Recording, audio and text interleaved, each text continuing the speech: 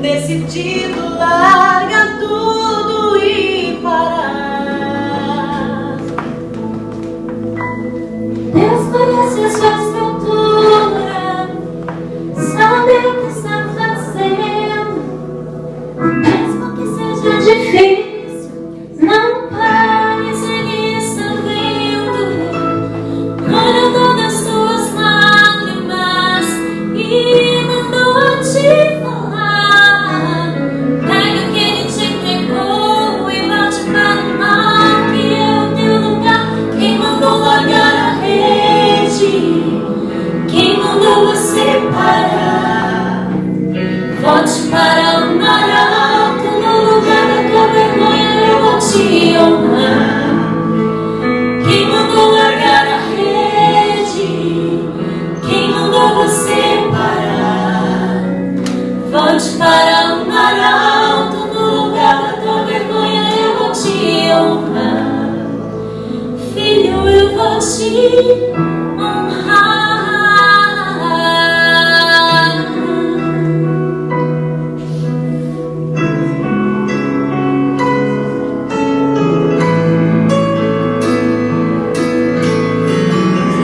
Sua estrutura, sabe o que estás fazendo.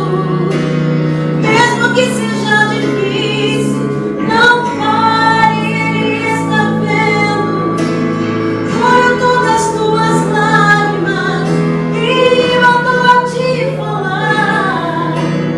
Pegue o que ele te entregou e volte para o mar, que é o teu lugar. Quem mandou largar a rede? Quem mandou você parar?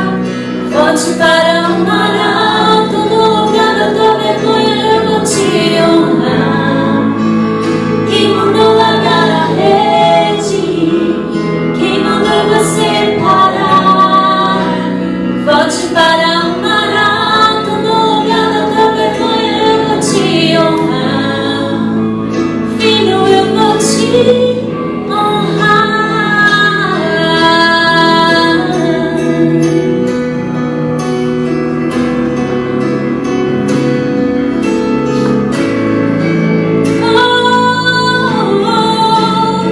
Não é hora de parar. Deus contemplou teu caminhar. Eu sei é difícil prosseguir. Quando tudo lhe faltar, esse cenário vai mudar. A tua hora chegará. Há tempo pra tudo. Quem mandou você parar? Volte para o mar alto, no lugar da tua vergonha eu vou te honrar. Quem mandou largar a rede? Quem mandou você parar? Volte para o mar alto, no lugar da tua vergonha eu vou te honrar. Filho, eu vou te honrar.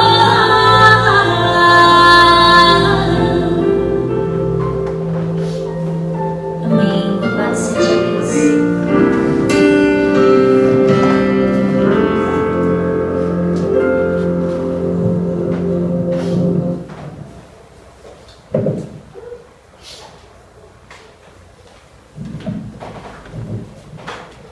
Boa noite, gente. Tudo bem com vocês? Sejamos todos bem-vindos à casa de Deus. Os meninos estão ajustando o som aí. Estou sentindo minha voz rachada. Eles vão ajustar. Que bom que você escolheu estar conosco essa noite. Noite fria, chuvosa, né? Mas certamente seremos aquecidos pela palavra de Deus aqui, como sempre somos, cada vez que estamos juntos buscando a presença do Senhor. Nós vamos finalizar hoje a nossa série sobre os 7 pecados capitais. Fizemos uma linda caminhada até aqui. Conseguimos finalmente falar dos 7 pecados capitais. Vamos terminar hoje com o último deles. E essa lista dos 7 pecados capitais é uma lista das 7 principais paixões humanas, né? E essas paixões humanas, segundo a Bíblia, o apóstolo Paulo diz, elas nos trazem muito conflito. A carne milita contra o espírito, e o espírito milita contra a carne. Quanto mais vazão, quanto mais atenção nós damos para as paixões da carne, mais animais nós somos. E quanto mais atenção, quanto mais deixamos o Espírito de Deus habitar em nós, mais seres humanos nós somos. Quando eu me digo que somos seres humanos, é aquele ser humano original, criado por Deus, colocado lá no Jardim do Éden. De lá para cá, a humanidade deu largos passos rumo ao bestialismo. Estamos conversando sobre isso toda quarta-feira aqui, né? De uma maneira geral, o ser humano é mais animal do que gente. Vide a nossa situação. Então essa série foi muito importante, uma das mais profundas assim que a igreja já teve. Já foi pregada aqui no púlpito, não é? Nós íamos combinando que a cada noite você deveria fazer o exercício aí de se achar nos 7 pecados capitais. Falamos sobre orgulho, que de acordo com Santo Agostinho é o pecado original, é o pecado de Satanás. É o pecado luciferiano, não é? Ele é a base para um monte de outras coisas ruins na vida, o pecado do orgulho. O orgulho, você olha para as pessoas de cima para baixo, né? Não tem ninguém com você. Você nem lembra que Deus existe, é só você. Falamos sobre a vaidade, que é quando você olha para as pessoas de baixo para cima. Você nunca está satisfeito com o que você tem, com o que você é. Você quer aquilo que está sempre acima de você. Falamos sobre, na sequência, falamos sobre a preguiça. E muita gente aqui descobriu que é preguiçoso mesmo trabalhando 24 horas por dia, porque preguiçoso não é só aquele que não trabalha, né, no ofício. Preguiçoso é aquele que tem preguiça da vida e para não se envolver com as questões do casamento, da educação do filho, com as questões espirituais, ele só trabalha. Não é? Interessante, né? Falamos sobre a gula. Guloso é aquele que come bastante. E também envolvido com o pecado da gula é aquele que só come alface e bebe água. A gula pegou ele do mesmo jeito, pega de um lado, pega do outro, né? Falamos sobre a avareza, não é? E falamos orgulho, vaidade, preguiça, gula, avareza e ira. Falamos na semana passada sobre a ira.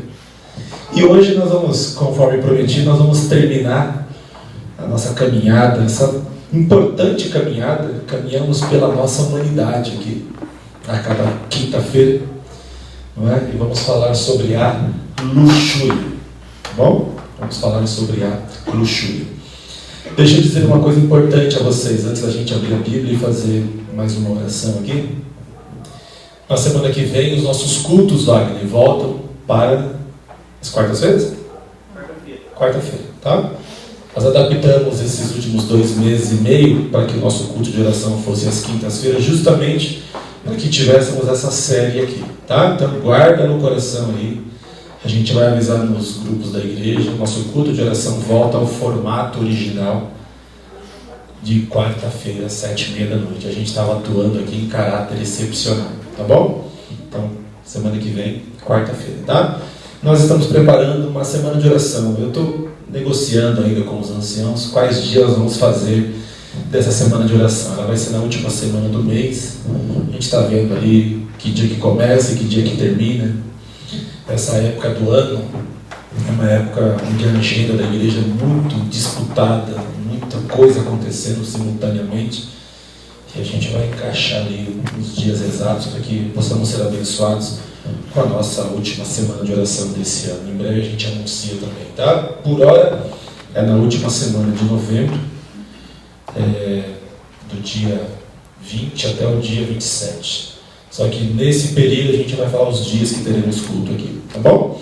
Vamos fazer uma oração e caminhar aqui pelo último dos 7 pecados capitais, que é o pecado da luxúria, para que possamos perceber aqui o tanto que nós estamos perto de Cristo ou não, tá? Vamos orar? Deus querido, muito obrigado, porque nós temos nessa noite a alegria e a oportunidade maravilhosa de estar aqui na Tua casa de oração, na comunhão dos nossos irmãos, aprendendo da Tua palavra, cantando louvores a Ti. Muito obrigado por tudo que já recebemos da Sua bondosa mão nessa noite, Pai. Nós vamos abrir a Tua palavra agora e o tema é muito importante. Vamos falar aqui de um tabu. Que o Senhor nos ilumine a mente com o Teu Santo Espírito, que possamos aprender da Tua vontade para a nossa vida mais uma vez, através da reflexão de hoje. Nós oramos em nome de Jesus. Amém, Senhor. E amém. Eu vou falar pouco hoje, tá? Esse tema, ele renderia aqui muitos dias de reflexão, de discussão, né? De boa discussão. E é um tema muito assim, muito pertinente, muito oportuno. Para não me perder na fala, eu vou falar pouco hoje, tá? Eu vou falar bem pouco. Pega a ideia, tá bom? Como diz um professor que eu tinha no seminário, pega a ideia, irmãozinho. Pega a ideia, tá?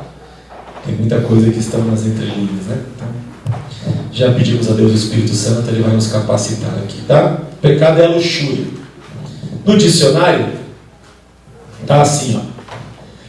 Desejo sexual intenso, lascívia, comportamento desregrado em relação aos prazeres do sexo. Isso é a definição do dicionário de luxúria. Eu quero resumir essa fala do dicionário, como temos dito aqui a cada semana, né? Cada um dos pecados, é o apetite desordenado pelo sexo. Esse é um resumo que faço do termo de luxúria no dicionário.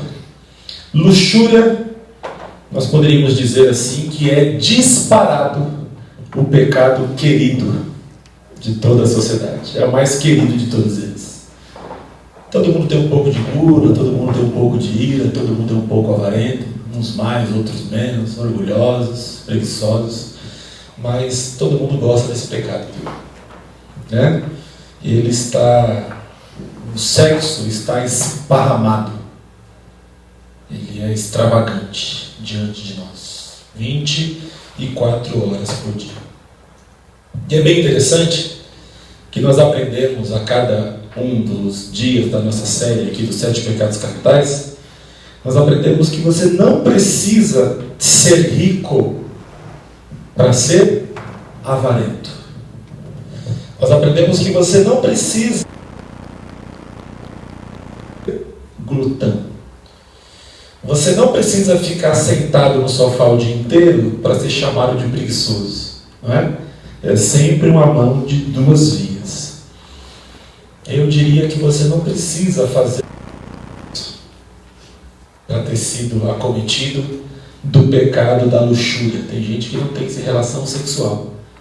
Ele é vítima também do pecado da luxúria. Essa compreensão que estamos tendo aqui das nossas humanidades, né, das nossas paixões da carne, ela, dos pecados capitais, diz não muito a respeito das coisas que fazemos em si, não é? Mas ela diz muito a respeito daquilo que habita no nosso coração. Não é tanto o exterior que nós tratamos aqui durante esses 2, quase 3 meses, e sim as coisas do nosso interior.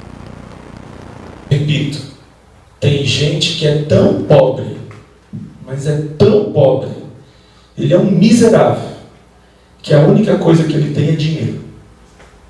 Entende? Está aqui dentro. É disso que nós estamos falando aqui. O sujeito é tão pobre que ele já perdeu a família, ele perdeu Deus, ele perdeu os amigos, ele perdeu valores, e a única coisa que ele tem é dinheiro. É pobre, é miserável, é um avarento.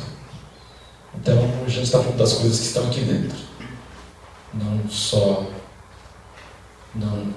dos atos, né? Das atitudes, tá? Assim é a luxúria. É uma questão de o quanto o sexo está dentro de você, né? O quanto o sexo ocupa o seu pensamento, o quanto o sexo determina a sua visão de mundo, a sua visão da realidade, a sua visão das coisas, o quanto o sexo determina os seus relacionamentos, a sua prioridade, a sua fala, como você vê a vida, como você vê as pessoas, como você vê a si mesmo. Tem gente que é erotizada 100%, só vê sexo em tudo, não é? E independente se faz muito, pouco, ou se não faz, não é? A luxúria pode ter pegado você, a luxúria pode ter me pegado também, tá? A grande questão é o quanto o sexo é responsável pela sua felicidade. O sexo é uma área de conflito para você? Sim ou não? É um tabu para você? É uma tentação? É uma questão de angústia? É uma questão de vergonha, de agonia? Não sei, como é que você se relaciona com a luxúria? Como é que você se relaciona com o sexo? O quanto ele habita na sua consciência, o quanto ele faz parte do seu dia a dia, o quanto ele mexe na sua vontade, nas suas ações, né?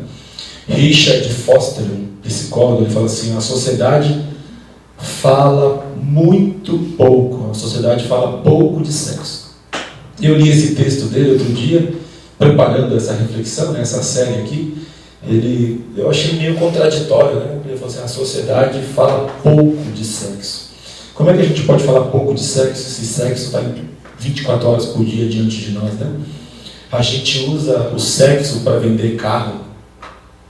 A gente usa o sexo para vender um programa de TV infantil. Eu estava outro dia numa conversa de amigos lá, brincando lá em casa, a gente estava lembrando das músicas da infância, né? Eu fui criança na década de 80, entre 80 e 90. E hoje em dia muito mais escancarado, mas na década de 80 e 90 você pega uma capa do LP da Xuxa, cara, tem sexo na capa ali, na posição, no jeito que ela, não é? A gente usa sexo para educar a criança, usa sexo para vender brinquedo para criança, a gente usa sexo para vender seguro de vida, a gente usa sexo para promover dieta. Você vê um saradão lá, uma saradona, né? Você quer ser igual, então o sexo está em todo lugar, né? O sexo está na revista, está nos outdoors, está na internet, está nas conversas. O brasileiro é especialista em piadas com conotação sexual, não é? E sexo está diante dos nossos olhos. Aí vem o Richard, fala muito pouco de sexo. O mundo fala pouco de sexo. Só que ele mesmo responde. Ele mesmo se explica e fala assim: a nossa sociedade fala pouco de sexo. Fala muito em termos de abrangência, né, geral, mas pouco em termos de profundidade. A gente não conversa sobre sexo. A gente faz piada, a gente faz comercial, né? Só que a gente não conversa sobre sexo. Por quê? Porque o sexo é um tabu. Nós somos frutos de um meio religioso, né? Nós temos uma cultura católica muito arraigada, e no catolicismo o sexo é nojento, o sexo é só para procriação, não é? E a gente tem essa base, e isso acompanha a gente a vida inteira. E mesmo que você tenha se tornado evangélico, cristão, você ainda tem esses tabus, né, em relação ao sexo. A gente conversa pouco de sexo em casa. A gente conversa pouco de sexo na igreja, meu Deus do céu. Devo ser o primeiro que estou fazendo um sermão desse aqui em Campos do Jordão, eu acho. Uma reflexão sobre isso. É um tabu, é uma coisa terrível, não toca nesse assunto.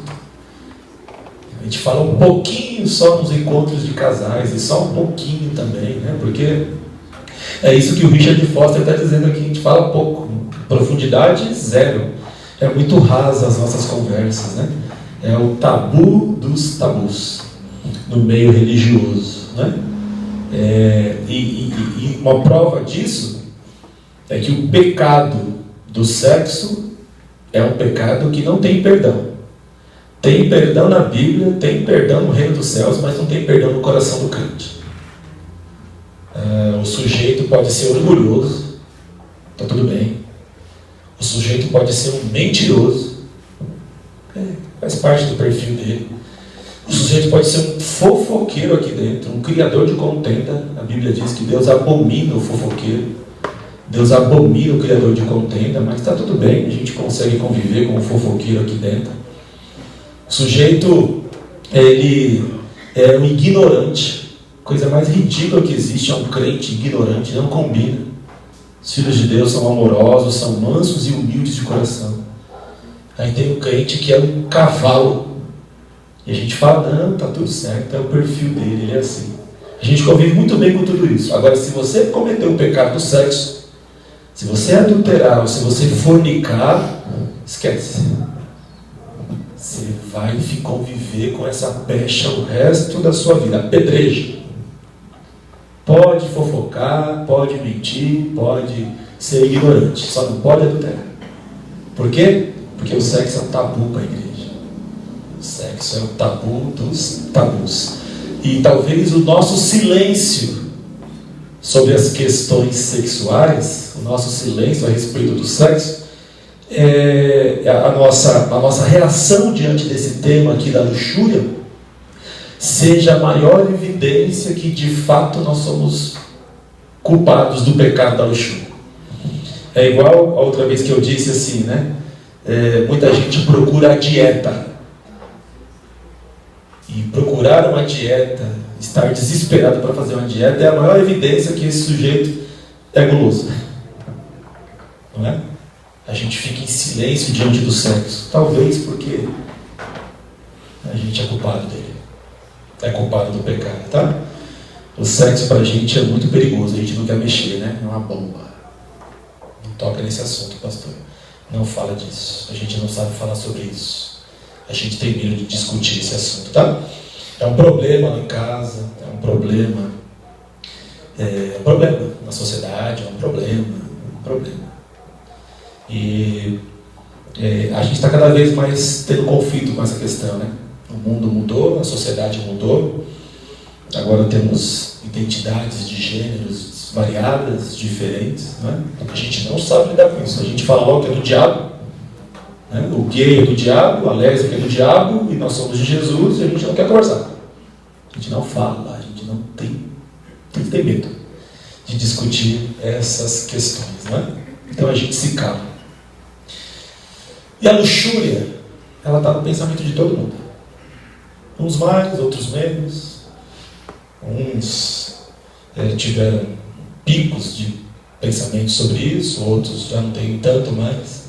Mas eu diria a você que é impossível você a vida inteira sem pensar em sexo.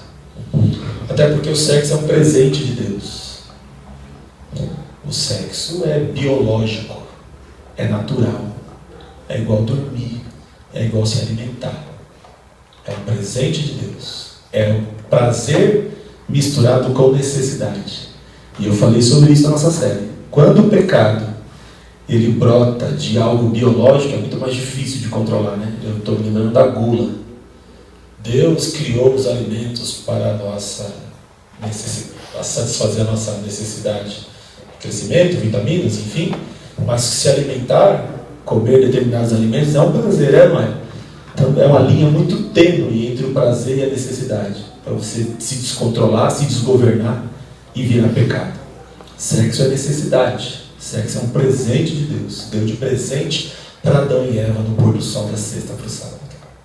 E ele deu a ordem, é para namorar. Eu quero que vocês namorem bastante, vocês vão encher a terra. Tá?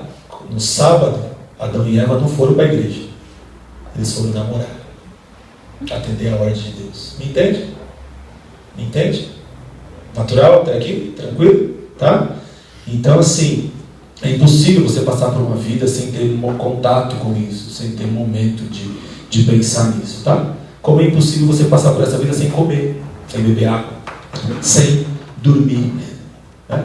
Faz parte da composição do ser humano. Mas a gente não fala, é conflituoso, é perigoso, existe um gap, assim, um distanciamento, assim, é um tabu, a gente prefere não tocar no assunto. Por que a gente prefere não tocar no assunto? Eu separei aqui 2 ou 3 motivos. Primeiro, porque nós trazemos coisas terríveis dentro do nosso próprio coração, não é? A nossa própria consciência, as nossas angústias, os nossos apetites, nossas questões interiores sobre o tema da luxúria são, assim eu diria, o nosso maior inimigo. A gente às vezes não mostra, mas está tudo aqui dentro. Assim. A gente tem medo até de conversar com a gente mesmo sobre o assunto do sexo. A gente não quer tocar no assunto. E a sociedade que a gente vive também, né? A maneira como a nossa sociedade lida com o sexo é muito agressiva, é muito extravagante, não é? E a gente está tendo que se posicionar toda hora diante da sociedade, diante da igreja, diante da família. E tem uma outra coisa também que me chama muito a atenção, é a Bíblia Sagrada. A Bíblia, as referências da Bíblia sobre sexo, eu diria que parecem serem compatíveis com a configuração da nossa sociedade hoje em dia. Por exemplo, né? A Bíblia Sagrada orienta que o ato sexual ele é um privilégio para o casal casado. Essa é a orientação da Bíblia. Num tempo que, aqui na Bíblia, casava-se na puberdade. Entende? Os casamentos eles eram arranjados. Família arranjava um casamento com outra família, né? Formavam-se clãs. Não muito longe, a minha avó foi prometida em casamento ao meu avô com 13 anos de idade. E a promessa é que quando fizesse 15 anos, ambos iam se casar. Não, ela foi prometida por um outro homem lá. Aí ela, desesperada, com 15 anos, ela fugiu de Minas Gerais, foi para Presidente Prudente. Fugiu com meu avô. Meu avô tinha 18 anos, pegou ela, fugiu. Pegaram uma tal de jardineira, um ônibus lá, fugiu. Porque ela ia casar com 15 anos lá em Minas Gerais. Então, quando a Bíblia foi escrita, a Bíblia falava assim, o sexo é para o casamento. Só que você casava mais cedo. Né? Quando a Bíblia foi escrita, tinha poligamia. O homem tinha mais do que uma esposa. Então, quando você olha para a sociedade de hoje, parece que você não encontra uma referência assim para comparar com o nosso tempo aqui. E como a gente não acha todas as respostas que gostaria de ter a respeito desse assunto, a gente se cala. Aí você olha para o seu filho e fala assim, eu lá em casa faço isso todo dia. Fala, filha, você só vai casar com 28 anos de idade. Né, pai? Tadinho, boazinho, não entende nada. Eu nem vou casar, pai. É isso que filho, não casa não. E eu, pai, o Dani, fala assim, você, filho, com 25 você pode casar já. A Mari só com 28. Brincando, né? A gente briga com os nossos filhos, fala assim, você vai casar depois que você se formar na faculdade, né? Estuda primeiro, trabalha, faz seu pezinho de meia, compra sua casinha e depois você pensa nesse negócio de casar. Então, se ele for estudar, fazer o pezinho de meia, comprar uma casinha, mobiliar, para depois casar, ele vai se casar com 28 anos, né? Mais ou menos a idade que eu determinei para a Mariana aqui. Aí você fala para ele, sexo só depois do casamento. Sexo só depois dos 28 anos. Entende? A incompatibilidade, não é? E cada vez mais é um fenômeno, né? Os filhos estão saindo cada vez mais tarde de casa, né? Os marmanjão estão ficando em casa bastante agora, né? Estudam e trabalham e é um fenômeno muito real. Os nossos filhos estão se casando só depois dos 30 anos de idade. Aí você olha para ele, sexo só depois do casamento. A configuração social hoje em dia é outra. A nossa sociedade é absolutamente erotizada e as nossas crianças fazem sexo cada vez mais cedo. Eu já fui pastor de uma menininha com 11 anos grávida. Ai, pastor, não fica bravo que a gente vai casar. Falei, filha, já cometeu um erro tão grave, não comete outro erro, não. Não é para casar, não. Não vou casar, não. Não vou deixar vocês casar, não. As crianças estão tendo contato com o ato sexual muito cedo. E a gente aqui na igreja fala para eles fazer sexo só depois que casar, com 30 anos. Entende? A incompatibilidade, não é? E, pai, o que eu vou fazer dos 15 até os 30 anos? Não sei, vai fazer judô, vai jogar basquete, vai jogar futebol, né? Vai estudar, né? Aí eles crescem com esse sentimento de culpa,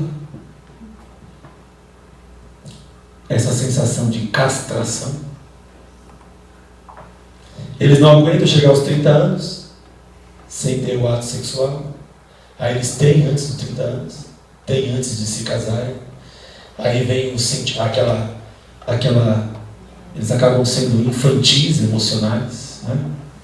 E infantis espirituais também, porque a gente ensina que você pode roubar, matar, ser mentiroso, ser fofoqueiro, mas não pode adulterar. Aí eles adulteram, praticam a fornicação, eles são removidos da igreja. Aí eles ficam de mal com Deus, acham que Deus já não ama mais eles. Entende? É uma quebradeira. É uma coisa terrível, assim. É muito complicado. Não é? É muito complicado. É uma coisa muito, muito sensível, assim. Não é? E cada vez mais temos meninos e meninas afastados de Deus, especialmente por causa do pecado da luxúria. Eu sempre que vou falar aos jovens assim, eu já vou preparado, porque eles sempre fazem essa pergunta: pastor, pode ou não pode? Eu não nasci ontem, né? Se pergunta se pode ou não pode, é porque já fez. Que é só uma palavrinha do pastor para aplacar a consciência. Talvez porque em casa ninguém aplaque a consciência dele. A mãe e o pai já disse que ele vai para o inferno. Então, eles sempre perguntam: pastor, pode ou não pode? A minha resposta é sempre coerente com a Bíblia, tá? Eu falo, não pode. Mas pastor, falo, não pode. Se vira. Não sei o que você vai fazer, se vira. Mas eu sei que essa pergunta, né? Essa pergunta é uma pergunta seríssima, assim. Luxúria é um assunto seríssimo. Em relação à luxúria, essa paixão fortíssima da carne, o que a Bíblia manda a gente fazer? Andar no Espírito. Gálatas, capítulo 5.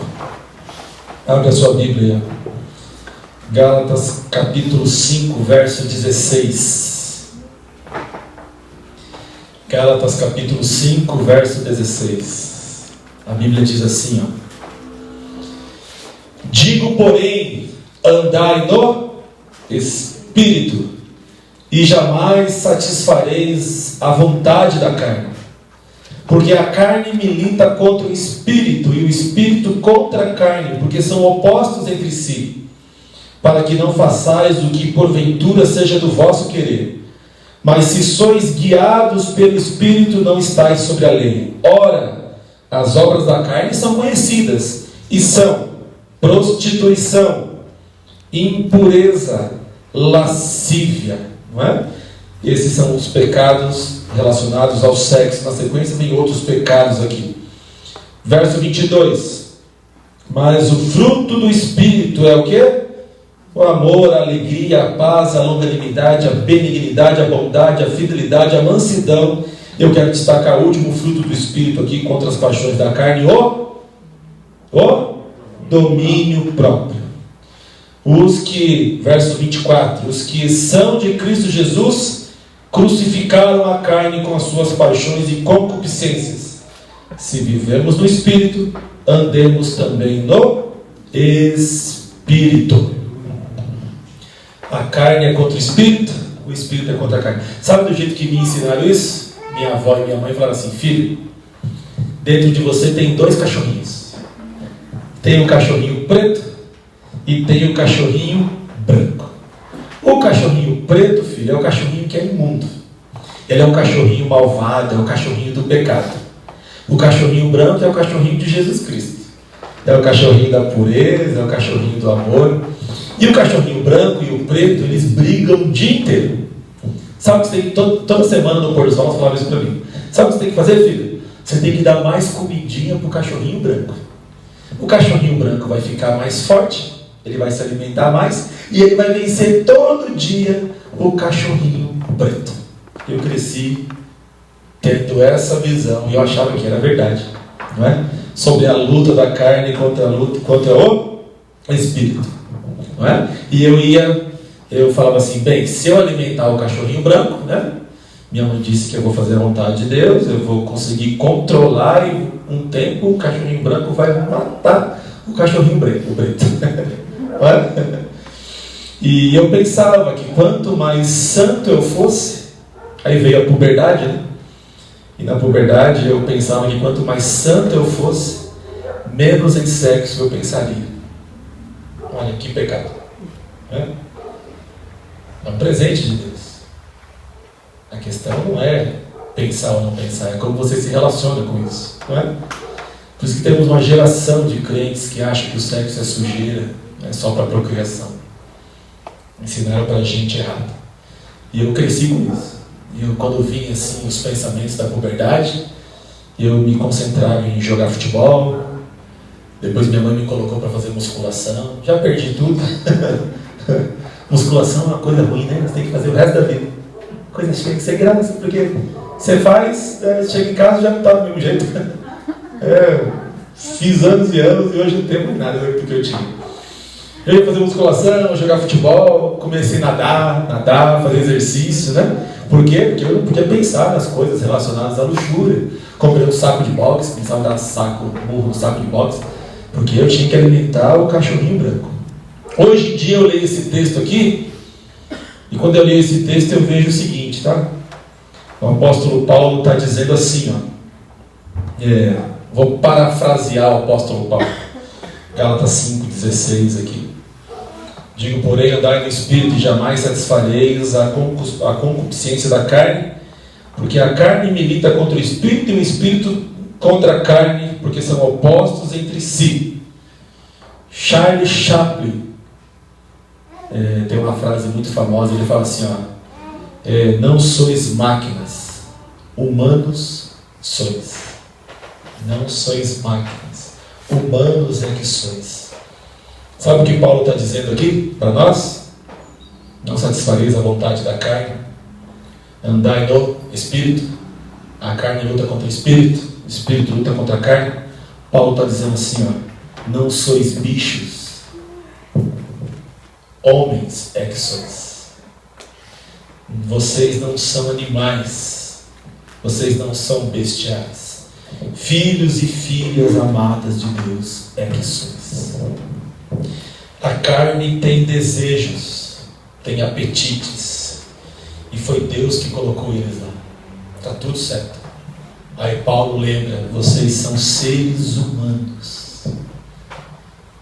Peguem a vontade da carne de vocês, que é natural. Lembra, é igual comer comida, é igual beber água, é igual dormir.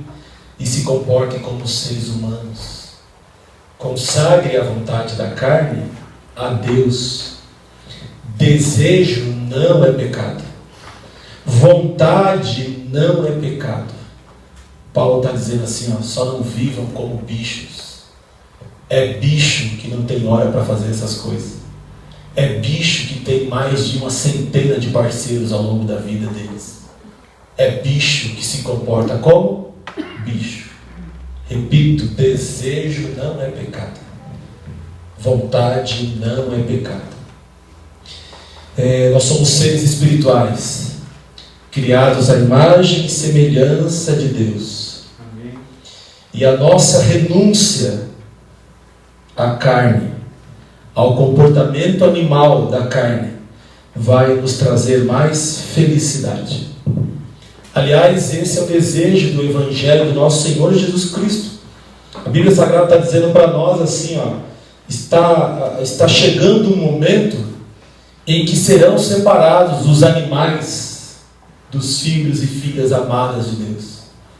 O mundo está cada vez mais bestial e só os seres humanos é que um dia vão herdar a vida eterna. Se comportem, lutem, se agarrem à bondosa mão de Deus para não perderem a humanidade de vocês. A questão não é se eu faço ou se eu não faço sexo. A questão é se eu sou gente ou se eu sou um animal quando o assunto é sexo. A questão é se eu como demais ou se eu como de menos. A questão é diante da mesa se eu me comporto como gente ou se eu me comporto como um animal. A questão não é se eu tenho ou se eu não tenho dinheiro. A questão é que quando eu tenho dinheiro no bolso, se eu me comporto como gente ou se eu me comporto como um animal. Paulo está dizendo assim, ó, se comportem como gente. Sejam seres humanos suficientes para receberem de Deus um dia a coroa da vida eterna. E a minha pergunta para você, finalizando a nossa série dos 7 pecados capitais. Você é bicho? Ou você é gente? Para pensar, né? É para pensar. Você é cativo da carne? O que flui em você? A carne? As suas paixões são descontroladas? Os seus apetites são desgovernados? Ou o que flui em você é o Espírito Santo de Deus? Sobre o pecado da luxúria. Tem a época certa de fazer. Tem o jeito certo de fazer. Não é? Como cristãos, qual é a nossa posição em relação ao sexo? Em relação à luxúria? É bíblica. Aos solteiros, a castidade. Aos casados, a fidelidade ao cônjuge e o bom comportamento de não ter as relações sexuais igual tem os animais, igual tem os bichos. E a minha oração, a oração mais sincera, para a gente terminar essa caminhada importante aqui de 2 meses, é que nós, mais uma vez, ouçamos a voz de Deus falar conosco. Nós temos o privilégio de ter nas mãos a bendita palavra de Deus, profunda e inspirada. O nosso guia, o nosso mapa para a salvação em Cristo Jesus. Por isso que nós escolhemos esse tema, o tema da mordomia cristã, os 7 pecados capitais. Uma vida equilibrada. Louva o nome de Deus. Se deixarmos de lado o nosso lado animal, seremos naturalmente cada dia mais semelhantes a Jesus, o nosso Senhor, o nosso Salvador e o nosso Rei. Que Deus nos abençoe. Amém? Queria quebrar o protocolo aqui do Ministério de Louvor. Quero que o Wagner coloque uma música para a gente chamada Nasce em Mim. Deus, ouve a minha oração, nasce em mim e me salve. Amém? Que essa seja a nossa oração ao terminarmos essa série tão importante aqui dos pecados capitais. Nasce em mim. Vamos colocar em pé e louvar a nossa Deus.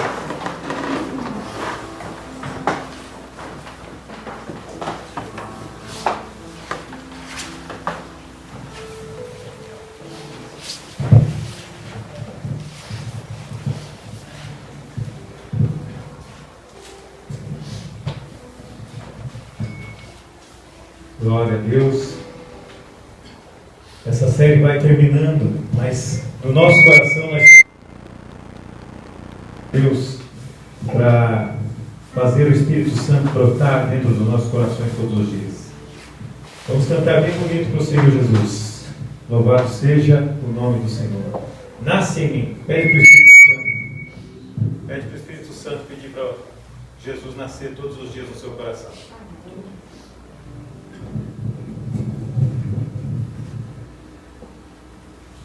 Cante com toda a força do seu coração, meu querido, minha querida.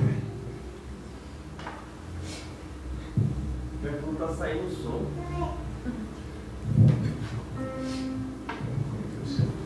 Tem som?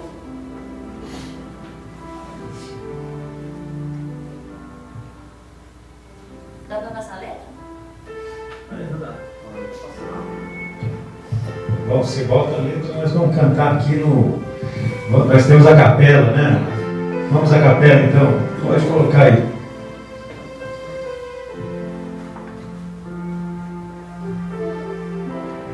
Amém. Vamos à capela, irmãos.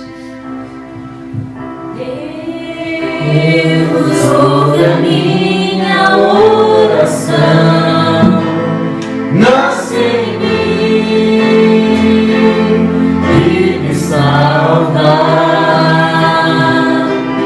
Deus, ouve a minha oração, nasce em mim e me salva. Nasce em mim, nasce em mim, nasce em mim, apaga o meu pecado. Nasce em mim, nasce em mim, nasce em mim e salva minha vida. Deus, ouve a minha oração, nasce em mim e me salva. Deus, ouve a minha oração, nasce em mim e me salva. Nasce em mim, nasce em mim, nasce em mim, apaga o meu pecado. Nasce em mim, nasce em mim, nasce em mim e salva minha vida. Nasce em mim e salva minha vida. Amém? Vamos orar? Deus querido, nós fazemos da letra dessa pequena canção que cantamos a nossa mais sincera oração. Atenda, Deus, o nosso clamor, nossa angústia e desespero. Por favor, nos dê o poder do Espírito Santo para que possamos a cada dia entregar nossas paixões, tudo que temos, tudo que somos, consagrarmos tudo a Ti no começo de cada dia, para que possamos ser mais semelhantes a Jesus e não o contrário, Deus. Nosso caminhar aqui, nossa vida, atitudes, palavras, glorifiquem, exaltem o Teu santo nome. Nos visite essa noite, derrama Teu Santo Espírito sobre nós, nos batiza com Ele. Nós oramos em nome de Jesus. Amém, Senhor. E amém. Que Deus te abençoe, que o Senhor te leve em paz, te dê um bom restante de semana. Antes de ir embora, passe ali pela nossa cozinha, temos um bolo feito com muito carinho para você. Nós temos uma reunião importante da comissão da igreja, comissão de líderes. Você que foi escolhido para a reunião agora, por gentileza, corra na cozinha, pegue lá seu pedacinho de bolo e volte imediatamente para cá, e que a gente não possa se alongar muito aqui, já são 9 horas da noite, tá bom? Deus abençoe a todos.